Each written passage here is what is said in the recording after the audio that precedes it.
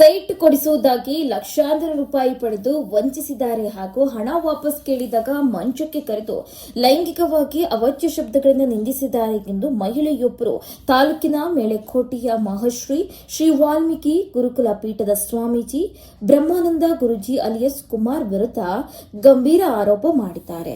Audio video ಸಾಕ್ಷಿಗಳ ಸಮೇತ ಮಹಿಳೆಯ ಪತಿ ನರೇಶ್ ಮಹಿಳಾ ಠಾಣೆಗೆ ದೂರು ನೀಡಿದ್ದಾರೆ. ಸ್ವಾಮೀಜಿಯು ಪ್ರತಿ ದೂರು ನೀಡಿದ್ದು ಹಣಕ್ಕಾಗಿ ಬ್ಲಾಕ್ ಮೇಲ್ ಮಾಡುತ್ತಿದ್ದಾರೆ ಎಂದು ಆರೋಪಿಸಿದ್ದಾರೆ. ಇನ್ನು ಘಟನೆಯ ವಿವರಗಳನ್ನ ನೋಡೋದಾದ್ರೆ, ಮೂಲತಃ ಚಿಂತಾಮಣಿಯವರಾದ ಮಹಿಳೆ ಮತ್ತು ಆಕೆಯ ಪತಿ ನರೇಶ್ ಮೇಲ್ಕೋಟೆಯ ಸ್ವಾಮೀಜಿ ನಿವಾಸದ ಬಳಿ ವಾಸವಿದ್ರು ಪರಿಚಯವಾಗಿತ್ತು ಎನ್ನಲಾಗುತ್ತಿದೆ. ನರೇಶ್ ದಂಪತಿಗೆ ಸ್ವಾಮೀಜಿ ತಮ್ಮ ಪರಿಚಯದವರಿಂದ ಕಡಿಮೆ ಬೆಲೆಗೆ ಸೈಟ್ ಕೊಡಿಸುವ ಭರವಸೆ ನೀಡಿದ್ರು. 12 ಲಕ್ಷ ರೂಪಾಯಿ ಮೌಲ್ಯದ ಸೈಟ್ ಅನ್ನು 11 ಲಕ್ಷಕ್ಕೆ ಕೊಡಿಸುವುದಾಗಿ ಮಾತುಕತೆ ನಡೆಸಿದ್ರು. ಆದರೆ ತಮ್ಮ ಬಳಿ 8 ಲಕ್ಷ ರೂಪಾಯಿ ಮಾತ್ರ ಇದೆ ಅಂತ ಮಹಿಳೆ ಹೇಳಿದ್ರು. ಹೀಗಾಗಿ ಉಳಿದ ಹಣಕ್ಕೆ ಸಹಾಯ ಕೊಡುವುದಾಗಿ ಸ್ವಾಮೀಜಿ ಹೇಳಿದ್ರು. ಮಹಿಳೆ ಧೈರ್ಯ ಮಾಡಿ 8 ಲಕ್ಷ ರೂಪಾಯಿಗಳಲ್ಲಿ ಅಡ್ವಾನ್ಸ್ ಆಗಿ 5 ಲಕ್ಷ ರೂಪಾಯಿಗಳನ್ನು ಸ್ವಾಮೀಜಿಗೆ ನೀಡಿರ್ತಾರೆ. 3 ತಿಂಗಳಲ್ಲಿ ರಿಜಿಸ್ಟ್ರೇಷನ್ ಮಾಡಿಸಿಕೊಡುವುದಾಗಿ ಕಳೆದ ಏಪ್ರಿಲ್ನಲ್ಲಿ ಸ್ವಾಮೀಜಿ ಹೇಳಿದ್ರು. 3 ತಿಂಗಳು ಕಳೆದ ಬಳಿಕ ಹೋಗಿ ರಿಜಿಸ್ಟ್ರೇಷನ್ ಮಾಡಿಸಿ ಕೊಡುವಂತೆ ಕೇಳ್ತಾರೆ. ಅಕ್ಟೋಬರ್ ಆದರೂ ರಿಜಿಸ್ಟ್ರೇಷನ್ ಮಾಡಿಸಿದಿಲ್ಲ. ಹೀಗಾಗಿ ನರೇಶ್ ದಂಪತಿ ಹಣವನ್ನು ವಾಪಸ್ ನೀಡುವಂತೆ ಕೇಳಿದ್ದಾರೆ. ಪದೇ ಪದೇ ಕೇಳಿದ್ರು ಸ್ವಾಮೀಜಿ ಹಣ ನೀಡಿಲ್ಲ. ಕೊನೆಗೆ ಸ್ವಾಮೀಜಿ ಮಹಿಳೆಗೆ ಫೋನ್ ಮಾಡಿ ರೂಮ್ಗೆ ಬಾ, ಹಣ ಕೊಡ್ತೇನೆ, ನಿನಗೆ ಹಣ ಬೇಕು, ನನಗೆ ಮಜಾ ಬೇಕು ಅಂತ ಹೇಳಿದ್ದಾರೆ. ಸ್ವಾಮೀಜಿಯ ಈ ಮಾತುಗಳನ್ನು ಮಹಿಳೆ ಮೊಬೈಲ್ನಲ್ಲಿ ಆಡಿಯೋ ಹಾಗೂ ವಿಡಿಯೋ ರೂಪದಲ್ಲಿ ರೆಕಾರ್ಡ್ ಮಾಡಿದ್ದಾರೆ. ಸ್ವಾಮೀಜಿ ನಿರಂತರವಾಗಿ ಫೋನ್ ಕರೆ, ಆಡಿಯೋ ಮೆಸೇಜ್ ಹಾಗೂ ವಿಡಿಯೋ ಕಾಲ್ ಮಾಡಿ ಕಿರುಕುಳ ನೀಡಿದ್ದಾರೆ. ಅಲ್ಲದೆ ಒಂಟಿಯಾಗಿದ್ದ ವೇಳೆ ಮನೆಗೆ ಬಂದು ಕಿರುಕುಳ ನೀಡಿದ್ದಾರೆ ಅಂತ ಮಹಿಳೆ ಆರೋಪಿಸಿದ್ದಾರೆ. ಈ ಕುರಿತು ಬ್ರಹ್ಮಾನಂದ ಸ್ವಾಮೀಜಿ ಮಾತನಾಡಿ, ಮಹಿಳೆ ಭಾಗ್ಯಲಕ್ಷ್ಮಿಯ ಗಂಡ ನರೇಶ್ ನನಗೆ ಬಹಳ ಪರಿಚಯ.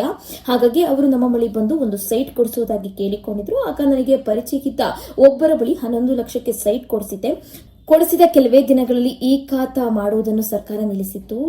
ಆಗ ಅವರ ಹಣವನ್ನು ವಾಪಸ್ ನೀಡಿದೆ. ಈ ವೇಳೆ ಮಹಿಳೆ ಭಾಗ್ಯಲಕ್ಷ್ಮಿ ನನ್ನ ಜೊತೆ ಸಲಿಗೆಯಿಂದ ಮಾತನಾಡಲು ಮುಂದಾದಳು.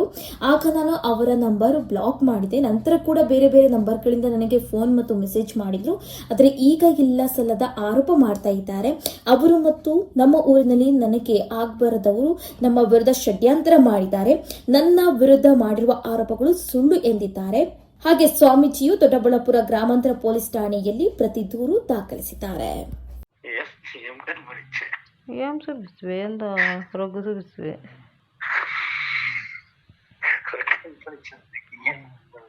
ಅಂದರೆ ಆಕೆ ನಿಮ್ಗೆ ಏನಾದ್ರು ಮುಂಚೆಯಿಂದ ಪರಿಚಯ ಇದ್ರಾ? ಅವ್ರ ಯಜಮಾನರು ಅವರು ಇಲ್ಲೇ ಸರ್, ಇಲ್ಲೇ ಹುಟ್ಟಿ ಬೆಳ್ದಲ್ಲ, ಇಲ್ಲೇ ಪರಿಚಯ ಲೋಕಲ್. ಚಿಂತಾಮಣಿ ಆಚೆ